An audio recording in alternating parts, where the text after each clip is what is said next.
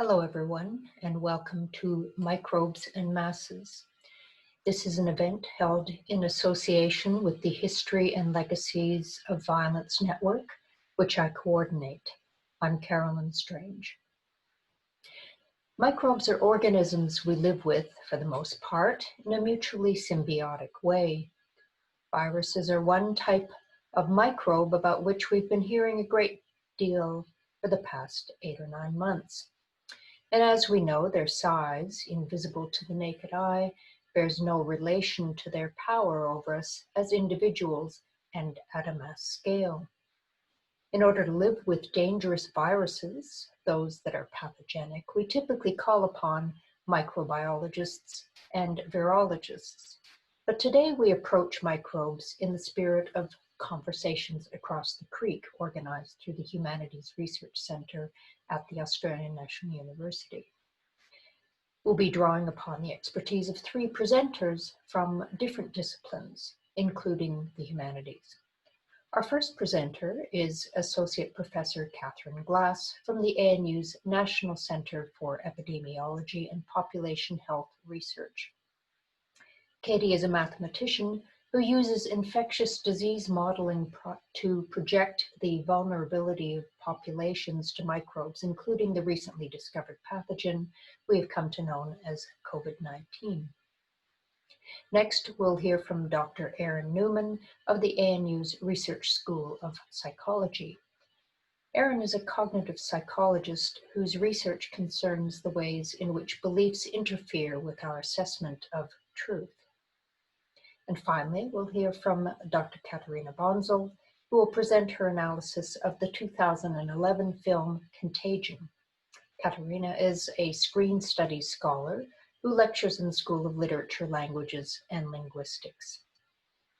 Since Contagion features an epidemiologist, unfortunately, who dies, and a spinner of falsehoods, I'm looking forward to the ways in which Katharina will help us to understand why this film in particular appeals to our fear of microbes and their mass impact. Each person will speak for about 8 minutes and will follow their presentations with a Q&A period.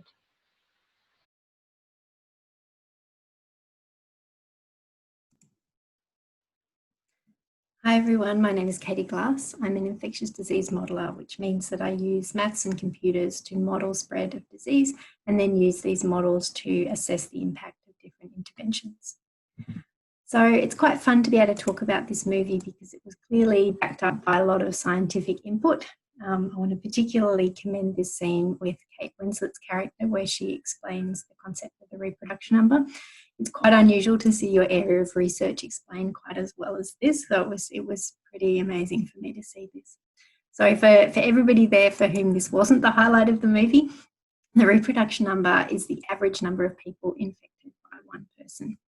So if we go through an example here with a reproduction number of 2, that means that one person will infect 2 people who will in turn infect 2 people who will infect 2 people like that. So obviously it's not quite as simple as that. The reproduction number is an average and some people will infect 2 people, some people will infect 4, some people will infect no one. But this idea of the growth of the number of cases is important here. And so one of the reasons that we really care about the reproduction number is both it tells us how big the outbreak's likely to be, but it also tells us how strong our control measures need to be to stop disease spread. So if we had a vaccine for a disease like this and we could vaccinate 2 in every 3 people, what this would mean is that we turn vaccinated people from black to grey.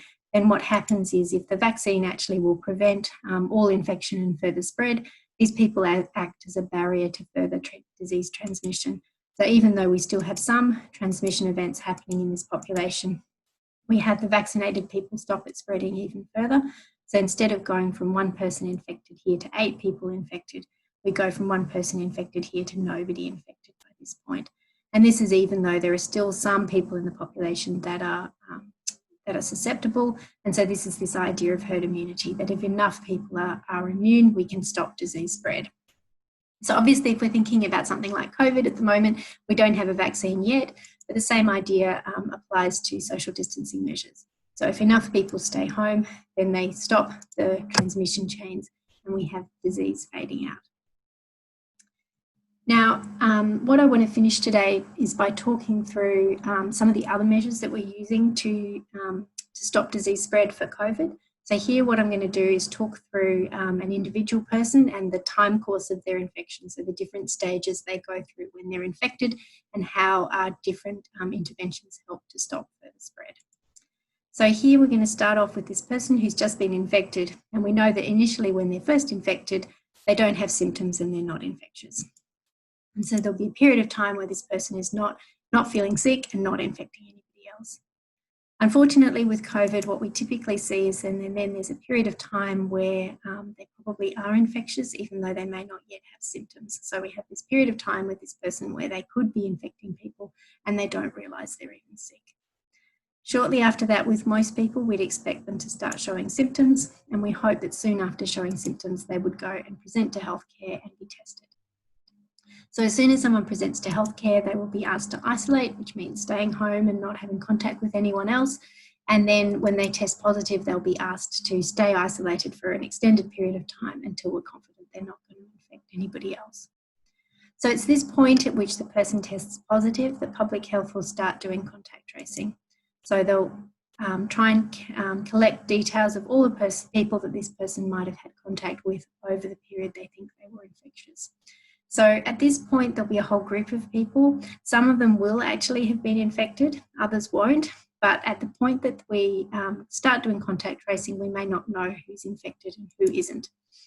So if we think about these two people that happen to have been infected here, if we find this person at this point and maybe test positive by this stage, by this point here, neither of them will be showing symptoms yet. So all of these people will be asked to quarantine until we're confident that we know which people are actually infected. So what I've got here is showing these two people being quarantined. In the case of this second person here, this is one of the people that is asymptomatic, so they never show symptoms. And so without quarantining them, they would obviously be infecting a whole lot of other people. So obviously the success of stopping this transmission chain lies in this first person here presenting to get a test, and that the people that they had contact with being happy to stay home and quarantine. And so in order to make sure this happens, we have to make sure if they don't, then we get further transmission and we get the same transmission chain that I showed you earlier. So I want to finish just by first of all acknowledging my colleague Camelini Lokugay that I work with on this, and really acknowledging that at this stage, control of COVID is really a multidisciplinary problem. I can explain exactly what it is we're trying to do, but if you think about the barriers that stop people doing what we want them to do, they're really quite complex. So if you think for yourself, if you started to show symptoms tomorrow, would you go and get a test? And if not, what might be the reasons that you wouldn't get a test? So maybe you're not really feeling that sick. Maybe you think, oh, I don't know where to go and get a test. Maybe I don't have time to go and get a test. And then there are other things that might be barriers. So maybe you can't afford not to go into work, or maybe you're worried if you don't go into work that one of your colleagues will have to do the job for you. And so it's really understanding what those barriers are and trying to put measures in place to get rid of those barriers so that people can go and present for testing when they feel sick, and they will happily obey quarantine rules when they are contacted. That will help us stop the transmission of COVID until we have a vaccine. And that's really what the main aim is at the moment.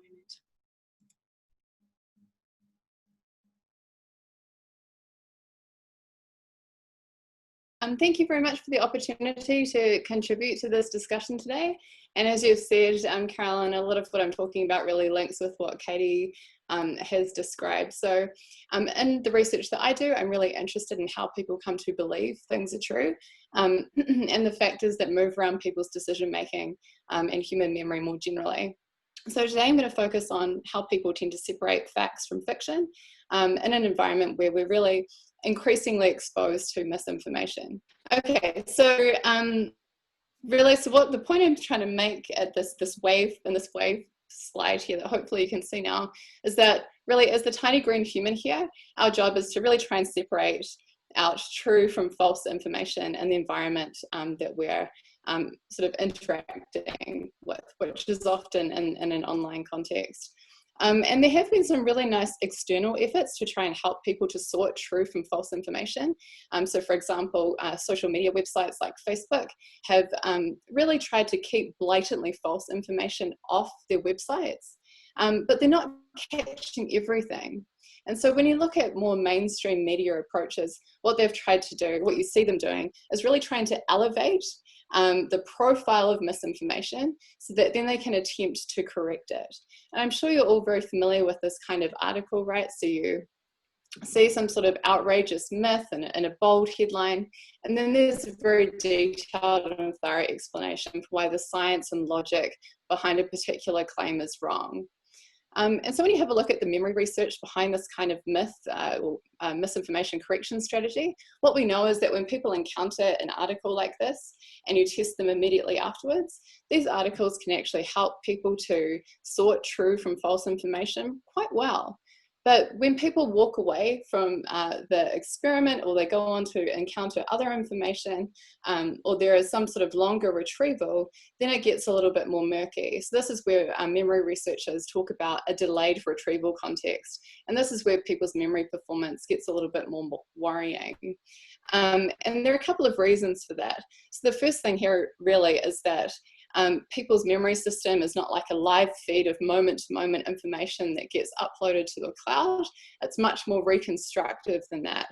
And I think another really important piece of the puzzle here is to do with how people interact with online information in general. So what we generally know about people's online behavior is that they'll spend a bit of time looking at a headline, but they may not necessarily get through the whole sort of correction article with the more detailed text about why a certain claim is actually false or why misinformation is not correct. So ideally, our brains would be organized in this way, right, where we would have a library and a section that's dedicated to true information and one that's dedicated to a fantasy section, if you like. But in reality, our brains work much more like this. Here, this sort of blurry image, where the difference between true and false information can become a bit more murky. So let me give you one example. So what we know from memory research is that when people recall information, so for example, I might remember a claim about coronavirus, but I might not remember the context in which I encountered it. So I might remember a given claim, but forget the fact that I actually encountered it in the context of a debunking article where I actually learnt that it was false. So we also know from human memory work that people often, if you give people a piece of information and then tag it as false, people don't necessarily remember those pieces of information together. So I might remember a claim, but have no idea whether it was actually true or false when I first encountered it. So relying on people's memory systems to effectively track true and false information is probably a little bit of a leap when we consider especially how people tend to engage with information online. So how does the brain actually sort fact from fiction? And when you look at the research on truth assessment, we engage in a kind of cognitive detection or cognitive detective task. And we do all sorts of good things. So for example, we know that people draw on their general knowledge to assess whether information is consistent with other information they already have in their memory systems. So this in many ways is like a check of coherence or consistency, but with limited cognitive resources to use at any given moment, we also know that people engage in using cognitive shortcuts to assess truth. And so when you look at this literature, one of the most robust effects here is that when information is repeated over and over again, people are much more likely to believe it.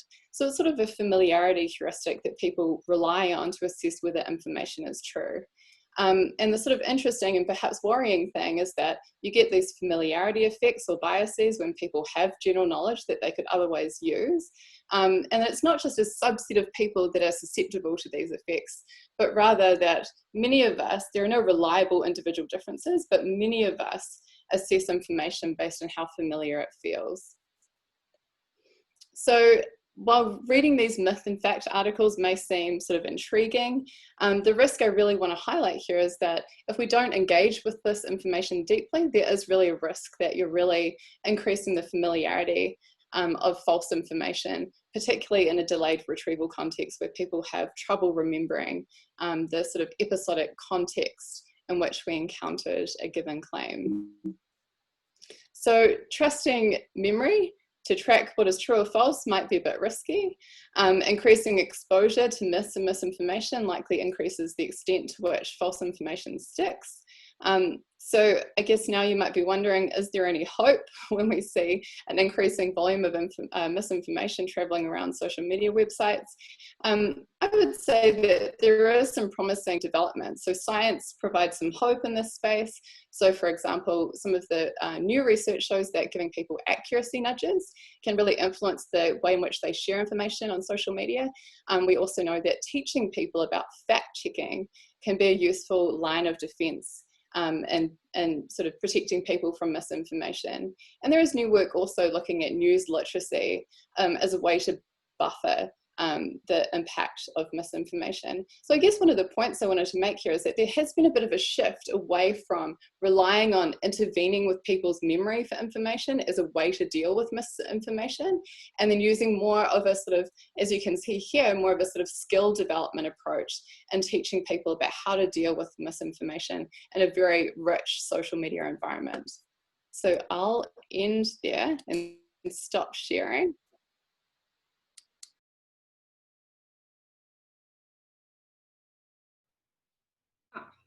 Hello, and thank you for having me on this wonderful start to the conversations across the creek again. Let me just bring up my screen so that hopefully everyone can see now the bacteria growth of contagion, which was a marketing ploy to get people to notice the film in 2011. There is some warning here. There is a bit of graphic imagery around the illness that I'm showing in a short clip, as well as, of course, there are spoilers for the film itself. And the film goes, for those that haven't watched it yet, it follows a businesswoman played by Gwyneth Paltrow who gets sick on her return to Minnesota from Hong Kong. And it looks like a flu or cold, but it's much more sinister, and she dies within 24 hours, and so does her son, but not her husband, played by Matt Damon. The narrative then splits into multiple strands, following the scientists trying to find a vaccine, the doctors, epidemiologists trying to work out what they're dealing with at all. One of those is Kate Winslet, a WHO officer trying to find the source in Hong Kong, and of course the grieving father/husband, Matt Damon. Oh, and there's also an opportunistic blogger played by Jude Law with the most awful Australian accent I think I've ever heard, who falsely claims to know the cure and makes money of it by spreading fake news via his blog. So it would really help to actually, do some fact checking there. After much death and destruction, it is after all Hollywood, so everything accelerates at a much higher rate. A brave scientist played by Jennifer Ehle, who you may know from the 1990s version of Pride and Prejudice, the only Elizabeth Bennet as far as I'm concerned. So she finds eventually the vaccine, but it's of course much more interesting to look at the journey as she gets there. So to give you a bit of a feel for the film, I've got a short teaser trailer clip that kind of bunches the whole film into 30 seconds, and I'll just let you watch that one. The average person touches their face 3 to 5 times every waking minute. In between, we're touching doorknobs, water fountains, and each other. As of last night, there were 32 cases. She had a history of seizures, Hey, no. allergies. What happened to her? The truth is being kept from the world. Cook your samples, destroy everything. We can't even tell people what they should be afraid of. Contagion, rated PG-13, theaters and IMAX September 9th. Now, as you can see, I'm sure you've noticed lots of familiar imagery in that clip already. It builds on fear, and it's supposed to terrorize you, and it does so actually quite well. Now, the film was kind of reasonably successful in 2011. It ranked 60th overall in the box office charts. Not particularly great, but also not terribly badly, not a flop by any means. In 2019, very respectable, ranked 290th in iTunes movie rentals, but that shot then up to peak at number 4 in March. So it rises practically 300 ranks up the charts to really reached some form of saturation. And it also has an incredible amount of illegal downloads in January alone, as shown by a variety of news outlets and watchdogs for piracy. So it becomes suddenly this quite, viral event film. Now, when Carolyn said, why this film? There's, no lack of epidemic films. There's 100 reasons, and I've picked just a few to talk about for brevity's sake. There are plenty of films about viral outbreaks or apocalyptic, epidemic, pandemic, and disaster movies, as the categories on Wikipedia and IMDb respectively inform the researcher. It's of course a well-made film. It's got the stars, it has the writer, it has the director, and it has the research and cooperation of scientists, lengthy consultations, as well as can be seen by that wonderful scene with Kate Winslet that Katie mentioned earlier. It also, I think, does a great job of visualizing infection and contagion as it goes. And it has, it also usefully I don't know if it uses it or if we just see it suddenly. It's attentional bias. Eryn, forgive me for the very, very simple explanation for that. It basically means that when we focus on one thing, we miss lots of others. It helps to explain why most of us miss all sorts of mistakes in movies, like the Starbucks cup in the Game of Thrones background. We don't see these things because we're too busy watching what actually happens in the narrative. So lots of things can happen in a film without us actually noticing. But here we have the exact opposite. Our attentional bias is confirmed. We expect to see things related to our pandemic, and we do. And they have so much more weight because of that, because we have the pandemic that we find ourselves in to remind us of all the things that are now standouts like red flags, when before they were just blips. So let me show you a few examples of that. We have here a number of shots from the first 5 minutes of the film. There's an abundance of close-ups of hands touching things, especially in the first 5 minutes, which is essentially a montage of a seemingly random group of people showing symptoms of the illness and, crucially, how they touch things and interact with people. In February and March, of course, when the film rose to prominence, the first big campaigns to social distancing, hand washing, etc. had already come out, making us attuned to see all the things the protagonists on screen are doing wrong. This is our attention bias heightening the importance of the incidence of wrongdoing on screen. 10 years ago, a keen viewer might have wondered about these lingering shots of hands and doorknobs or glasses as a hint of future plot developments. I mean, it is called Contagion after all. But in 2020, it is gobsmackingly obvious to anyone who watches the film. On top of this, there's also an overabundance of how familiar images of people wearing masks, empty shops, airports, gyms, scientists working on a vaccine, maps showing infection numbers, and a very understandable explanation of R0 by Kate Winslet, as pointed out earlier. We have the same screenshot here. These shots make the previous group of shots that much more relatable, as they are visually confirming what we are currently experiencing in our own lives. And together they also heighten our fear of what is happening and what is to come in the movie. And this brings me to the idea of horror in Contagion, another reason that I think works well for explaining why it might have become so popular again. The horror of Contagion can be seen as being influenced by Freud's uncanny, and I won't go too much into the details of that for the sake of brevity, but I do want to say that Freud argues that what is known and familiar can become unknown and unfamiliar as it is being revealed. The very closeness of the familiar made unfamiliar is at the root of what makes something uncanny, or to put it more simply, scary. It is not actually a brand new disease that scares us in the film, and for that matter in reality, but a disease that initially masquerades as a common cold, a most banal choice on part of the filmmakers. It is precisely the banality of the underlying illness that makes this supercharged version so much more frightening. The common cold which is what we think we see at first, and which is of course very familiar, we get it twice a year, becomes suddenly very unfamiliar as its true dangers are revealed. In revealing something so banal to be something so much more sinister, the film does what is usually a preserve of the horror film genre. It allows us to experience fear in a controlled environment, in a safe space in which social and cultural order is restored by the end of the film. And order is indeed restored by the end. We get a happy ending with a vaccine. And here lies the third reason I would argue that the film has been so successful in recent times. It condenses our experience of our past, the emergence of an unknown illness, our present, the spread, restrictions, and fear this brings, and our hoped for future, a vaccine and the extinction of the virus, into 90 minutes. It's a very peculiar experience watching it, have your time kind of compress and expand all at the same time.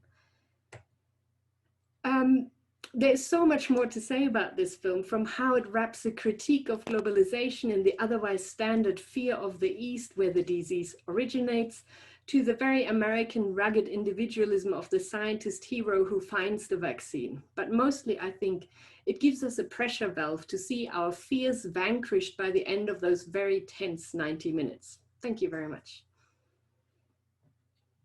Thank you so much, Katharina, and thank you to everyone. And I would just like to remind you, I've just sent you a message, all. If you have a question to ask, could you please use the chat function and put it in writing? We don't currently have anyone with a question, so I would just like to start by going back to Katie's point about the multifactorial way you and your team approach mathematical modeling and the way you're applying it in the current context. And of course, it's so kind of you to participate, because I know you're frantically busy responding to the current crisis. So can you say a bit more about the other factors you incorporate in your approach? Yeah, so I think it's so important that we recognize the complexity of this. I think there's a danger that we just say, oh, well, we just need people to do this and everything will be fine. And the challenge is actually, no, it's a lot harder than that to get people to do things, because a lot of the time the reason they're not going to get tested is really very rational and sensible. In the same way as in the control of Ebola, it was really important to have people understanding the social context. There were issues around burials and safe burials. It needed a lot of discussion with people to understand the cultural practices and find safe ways for them to continue to do what they needed to do and prevent spread. And likewise with COVID, I think the challenge is to have these groups where you're actually talking to people. So I had a little shot of Camillini on my very last slide, who's a colleague I've been working with. She was down in Melbourne for a while helping there. And she basically said the first day she went in, look, the real issue is we need good communication and good consultation with various groups. And so it is just understanding why people might not be presenting. I know the Victorian government fairly quickly put in covering people's salary if they had to quarantine or isolate, and it's identifying those issues and trying to get rid of the barriers that help. And so it is a team effort. It's a whole group of us working together with different expertise, understanding what the problems are and looking at ways to find solutions. That's great, Katie. We actually have two for Eryn that have come in, so perhaps Eryn, you could combine that one, particularly if perhaps you might start with Robert's question about the source of information, and then get to the issue of accuracy. So the source of information turns out to be important from a number of different perspectives. So if you're trying to deal with misinformation, once it's already in the brain, someone already has been exposed to it, the source is not as simple as you might think. So, from one perspective, you might think, well, people should be particularly receptive to information that comes from a credible source. So if you get information from someone like Katie, who's working in this area and is an epidemiologist who's doing mathematical modeling, that would be particularly effective. But when it comes down to it, the extent to which I trust a source is actually more important when you think about correcting misinformation. when you look at the consumption of information, that gets a little more messy with source. So as I think has already really been identified, people trust and engage with different types of sources. So that's the most important point there about where are you getting your information from. And oftentimes when we're in an online environment, we're not even paying attention to who is the source of the news story.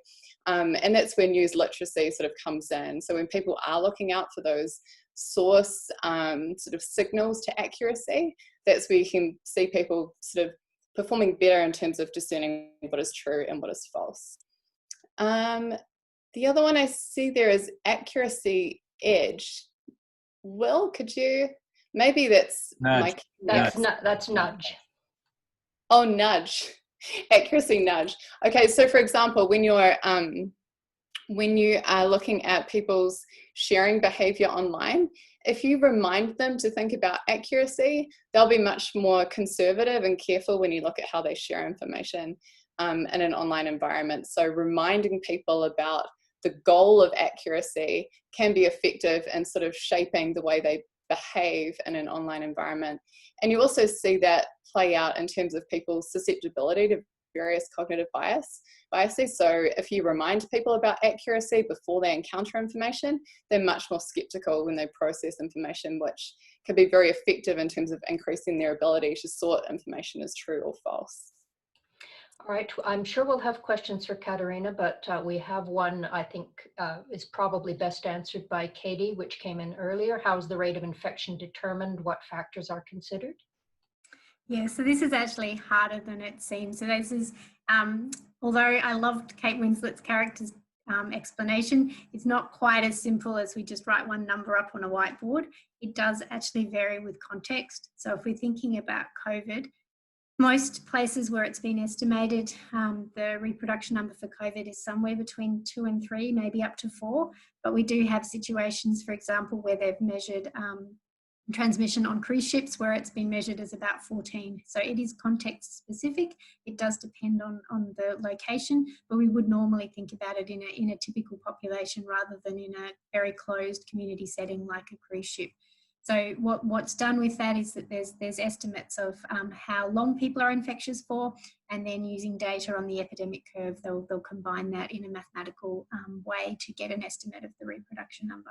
But if there's not one fantastic number that applies in every setting and in every context, it will depend a little bit. And yeah, for the moment, avoid the cruise ships. Katie, that was a very interesting evocation of the importance of context, but I want to ask a question. I'll get to yours in a second, Will, but of Katharina. There's also a context of judgment. So we've seen this in regard to people who break quarantine and so forth, security guards sleeping on the job, that sort of thing. But Katharina, you didn't deal with this in your presentation, but how do you think the immorality of the characters is dealt with in this film, particularly Patient Zero? The immorality of Patient Zero, so the Gwyneth Paltrow character. Yes. Her immorality in, she runs up, look, what happens is, this is a very awkward conversation. I'm assuming you mean the cheating. She has a stopover in Chicago where she has a quick fling with an ex and therefore spreads the disease wider. I'm assuming you're referring to that? Yes. It's interesting because it's kind of only a sort of blip on the radar of immorality, because it tries very hard, I think, in the end, or it course corrects. It kind of does the whole, diseases, as Pamela Wald has written, usually move from the east to the west, because the danger is always from the other as opposed to, our civilized ways. And it moves from there to there, but it does give some of the weight to the behavior of Gwyneth Paltrow by making her a cheat, essentially, right? So it shifts the blame to some degree back to those in the West who are doing immoral things. But what to me is then more interesting is how they actually in the last 2 minutes when they show day one, how does this infection happen? As they say in the film, the wrong bat met the wrong pig. And the reason for that is that Gwyneth Paltrow's company is destroying a natural forest in somewhere in near Hong Kong, which then disturbs a bat which flies into a barn where there's pigs, and then drops something and the pig eats it, and therefore they meet, if you will. Now this could in essence happen anywhere else as well. If you destroy nature, then nature is disturbed, therefore ergo you get things that shouldn't be meeting in the first place. And it lays the blame flat out at the American company, because you see the company logo on the digger that moves that shifts the bat. So it does wrap that in a kind of eco-globalization criticism right at the end, which then happens to fall in Gwyneth Paltrow's lap, who meets the person, the chef who's just been handling this pig, and from there spreads it through the entire restaurant and casino. Katharina, I'm assuming you've read Amrita's question, because if you haven't, you've done a beautiful job of addressing it in any case. But I think we've covered issues of personal immorality, but also the immorality of exploitation of nature, global capitalism, and so forth. Will has another one for Katharina, which is, how will the house arrest most of us have experienced change your idea of home, and thus of the unhomely or unheimlich? So this is more a speculative question. I think any of you could answer that, perhaps. I might handball that in a second to Eryn. I think what's happening as well is that the home that we've normally come back to and think of our safe space and our safe haven gets revealed as a less safe haven to some degree, because we have to be there. So, our holiday at home, which at other times might be a really lovely thing to stay home, when you can't leave, suddenly becomes an entirely different place. And you couple that with all sorts of tensions within the house when everybody is on top of each other, and suddenly this lovely place that's usually your safe place becomes, or has the potential at the very least, to become not a safe haven, but a very unsafe place for many people, that they don't experience as a nice, lovely, homely place anymore. But that's me speculating wildly and completely outside of my realm of expertise. So I might pass that swiftly on to Eryn. Eryn, any thoughts? I think you've covered it there, Katharina. I think I'm probably more well positioned to respond to Katie's question that's come up about, and it's sort of linked when you think about sort of, I see it's cultural, to what extent do cultural producers have an ethical responsibility to convey correct information? That might be a values position a little bit for me as a scientist to jump in on that front, but I can tell you a little bit about my experience with how the media convey misinformation. And so there is this sort of, with entertainment and journalism, there is a crossover at some point. And in terms of thinking about conspiracy theories, for example, that have developed during this period of time, there has been a huge amount of media focus on those conspiracy theories, not a huge amount of focus on why those conspiracy theories are wrong and sort of pulling them apart. So inevitably the conspiracy theories themselves are the ones that are making the headlines, not the sort of real and true information. So that's one way where I find it to be a little bit of an ethical dilemma there in terms of what information we should really be highlighting for people. Conspiracy theories may be a little bit more entertaining than highlighting the science, but this is where I see there to be that's where I see an ethical conflict, given what we know about misinformation. I have a question, since there isn't one that's come in again for Katie, and that is that the character, the epidemiologist in the film, is a hero, but there's been a great deal of pushback against modelers in the past 8 months or so, whenever the estimates have been much greater than the actual incidents. So I'm just wondering if you could talk about your personal experience or the experience of your team. Yeah, sure. So, I mean, I think a lot of the requirements for modelers are to consider the different futures and to prepare for worst case scenarios as well as best case scenarios. So certainly some of the work I was involved in early, we were just looking at what would happen if we had an uncontrolled outbreak in Australia and what it would look like and what it might do with our health system.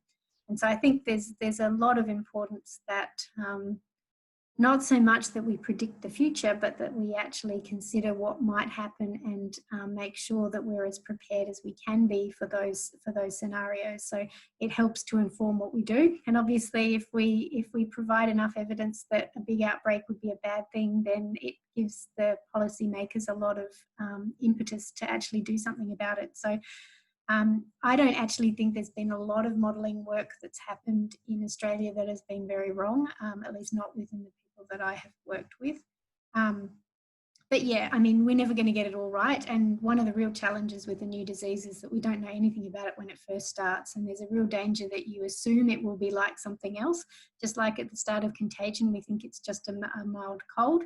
And you have to learn as you go what it actually does look like and challenge your own preconceptions about how it's going to spread. So I think you have to keep going back to that and thinking, okay, so what actually does the evidence suggest, and are my assumptions correct or not? And we are doing that all the way through, I think. This dovetails nicely with Will's question about the notion of the expert and the ways in which COVID-19 may have altered our ideas about expertise, or whether you agree that it has. So I think that's a question that any of you could address. Maybe Katharina, and then Eryn, and then Katie.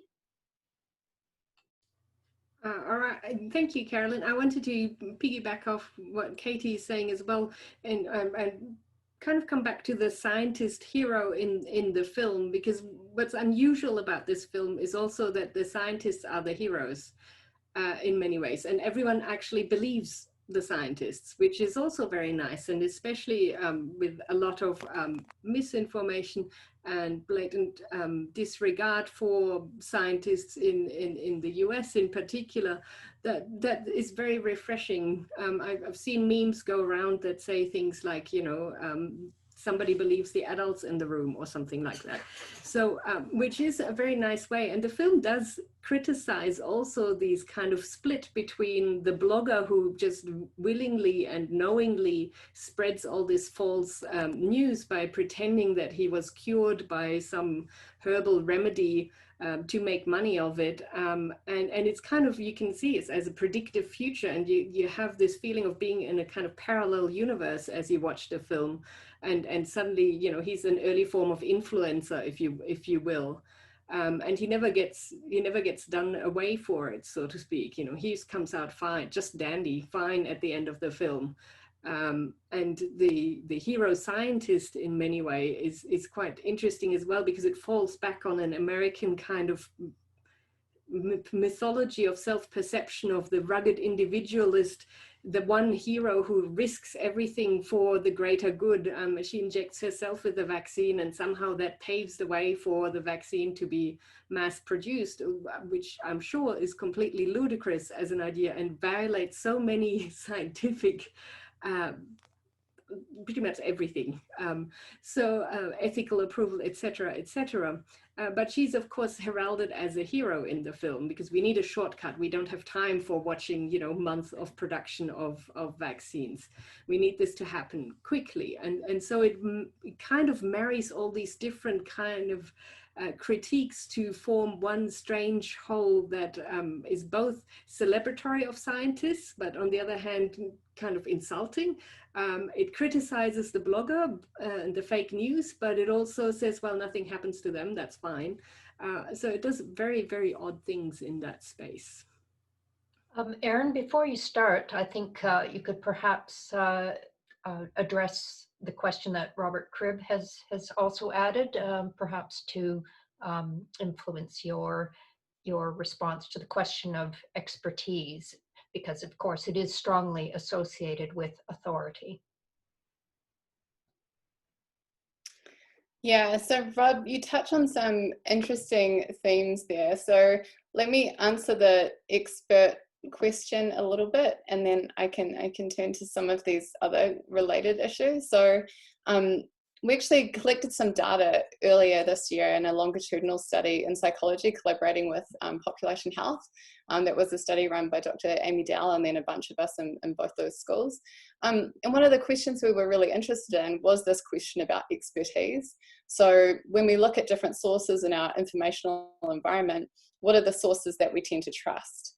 And I guess it's quite reassuring for me to report that the top sources that people tended to trust were government, public health information channels, doctors, and scientists. So that's the good news.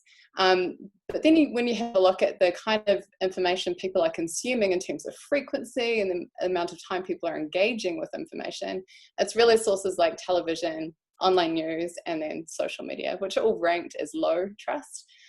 So it's curious. You do see that experts come out on top, but in terms of them having an influence in an information environment, it really comes down to these more sort of online-based sources. And you do see some variation based on gender and the consumption, people's source consumption. You also see variation in source consumption based on people's experience psychological distress and whether they are inclined to trust government sources. So one of the sort of early effects we've looked at is people's experience psychological distress. And what you see there's some initial evidence that people are less inclined to trust government sources and are more interested in blogs and Twitter and that kind of thing. So I'll touch on that, and perhaps Katie, you have something to add there. I don't want to steal the rest of the time. I don't think I have much to add on that, really. I definitely agree with Katharina's comment about it.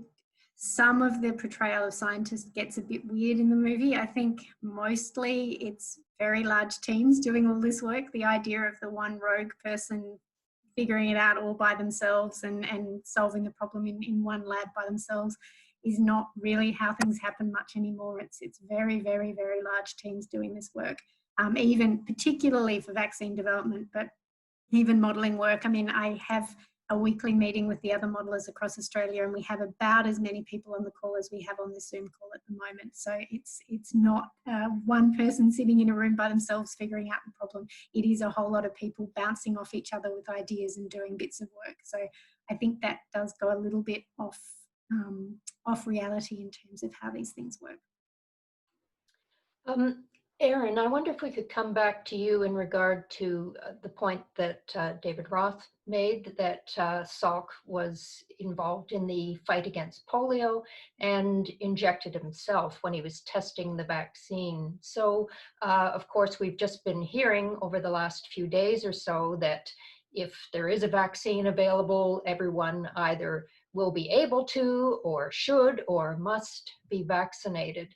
So can you perhaps through your apply what you know about belief versus truth to predict possibly how this might be received in terms of resistance to what Katie has indicated to us will be necessary to break down chains of transmission, if in fact we can get an effective vaccine? It's certainly a controversial topic, and when you come to looking at belief formation and trying to correct misinformation, it's actually very, very difficult when people already have solid prior beliefs that they stick to and cling to with conviction. So when it comes to trying to convince someone that they should do something that they believe strongly is not in line with their belief system, that's very tricky in terms of sort of changing someone's mind. So when you're feeding people new information, that's where you have a little bit more power to influence what people might believe to be true and what kind of behavior they engage in. It can be very tricky. I see there's a question from Ian there too, to change people's mind when they have a strong conviction to begin with. And some of that may come down to the source of where the advice comes from. As I said before, when you're looking at correcting misinformation, trusting a source is more important than the expertise of the source.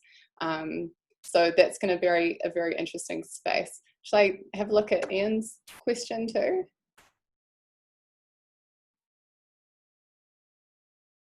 Sorry, and unless Katie wants to start, and if you can read that question, Katie, from Ian, because I think it applies as much to your research as it does to Eryn's. Yeah, well, I think it comes back to the scientific principle, really. I think we have to test. There's all these suggestions out there. We test them and we see which actually holds up under the evidence that's out there. So some early estimates of some of the epidemiological parameters were probably a bit wrong. So initially we had some numbers that were maybe a bit out, and we got better ones as we progressed further, and we kept challenging it, all the evidence that comes out. So I think you have to do that. You challenge it, you check to see whether you agree with it, whether there's assumptions in there that haven't been fully thought out, and you do more of it and more of it until you have confidence in the results. And it's the scientific principle, really, I think, that means that we protect ourselves from getting too enamored with one hypothesis. Yes, and ironically, that may lead to disbelief when scientists keep changing what they are saying. So this is one of the challenges. This is the whole way that science has developed, by constantly testing and refining and correcting. So can you talk about the challenges that that presents, Eryn? I was just going to jump in with what Katie was saying, and your point is spot on with scientists rereading their own work and becoming even more confident in what they already thought. I've been working with a team of researchers who do work in misinformation, and there are a lot of different perspectives there and different findings that we're all sort of grappling with, and that's been a really interesting and very informative exercise in terms of understanding what we all believe to be true, and challenging some of our own beliefs. So I think that's something that scientists should also be reflecting on, and I think Katie sort of made that point too very nicely. Katharina, anything you would like to add with how the film deals with this issue? Oh, maybe you can just move to Andrea Morris's question. Should Hollywood or mainstream entertainment serve to assist with health messages? What obligation do they have to get it right, in quotes? I think the two questions are actually nicely intertwined in the sense that the film that we do see in Contagion and how it deals with this is also with the kind of disbelief to the scientists when they say, we don't actually know yet, and we have no idea, and we'll know more in 72 hours, and then we'll probably change our opinion again. And I think it also has to do with what Eryn was talking about in terms of literacy. If we have a better understanding as a society of how science works, and that it's not just spitting out an answer when you put in a question, but that this question is developing, and that more information will lead to different hypotheses, etc., then that might help. But and what role would films have in promoting that, you could ask. So I'm not sure that Hollywood or mainstream cinema should have any kind of obligation to get it right, because that moves us very quickly into murky waters, into what they can and can't show in the sense of censorship, because then who gets to define those rules? Who are the people in power that define what is and isn't correct, or what is or isn't right? And especially with topics that change and develop over time, where we are not necessarily entirely sure what was considered right in the 1960s is completely wrong in the 2010s. So I think there's some sort of, the better way to go around it, I think, is to actually have media literacy, to understand and teach that what we see on screen is a film, and ergo it's not a fact. Even no documentary is presenting a fact. There's still someone making decisions. If you see news reports in the on the ABC News, somebody decided where to stick the camera to frame the politician, the scientist, to make them look either better or worse. If you look at Angela Merkel's representation in the first 2 years of her chancellorship, she is often photographed and filmed in a way that diminishes her, but through time that has changed, and she's now filmed in a way that makes her look respectable, responsible, and powerful. That wasn't always so. So there's always someone who makes decisions, and to teach media literacy so that we all understand how these processes works is perhaps the better way than trying to make Hollywood or any other film producers trying to make them show the right way anything, but I'm not sure. Well, thank you very much. We are at 2 o'clock, so I want to thank all, and some people are leaving, so before everyone leaves, I want to take the opportunity to just say how much I have enjoyed this session, especially through this cross-fertilization of ideas and expertise that Katie, Eryn, and Katharina have presented. I also want to thank the Conversations crew for allowing me the opportunity to familiarize people with the work I'm doing through the History and Legacies of Violence Network. I've just put that link to everyone. This is a cross-campus initiative, so it's entirely in keeping with the ethos of Conversations Across the Creek. It's funded by the Research School of Social Sciences. So if any of you is interested, any ANU people, researchers, HDR students in joining this network as an affiliate, please let me know, and I'll hand it back to Will. Thank you. Thank you, Carolyn. I'm the one who should be saying thank you, of course, to all of you, to you, Carolyn, as well as to Katharina and to Eryn and to Katie. And I think that was a terrific session to begin with. And also, one has to say, a very appropriate session to begin with, or to re-begin, I should say, our conversations. Thank you all.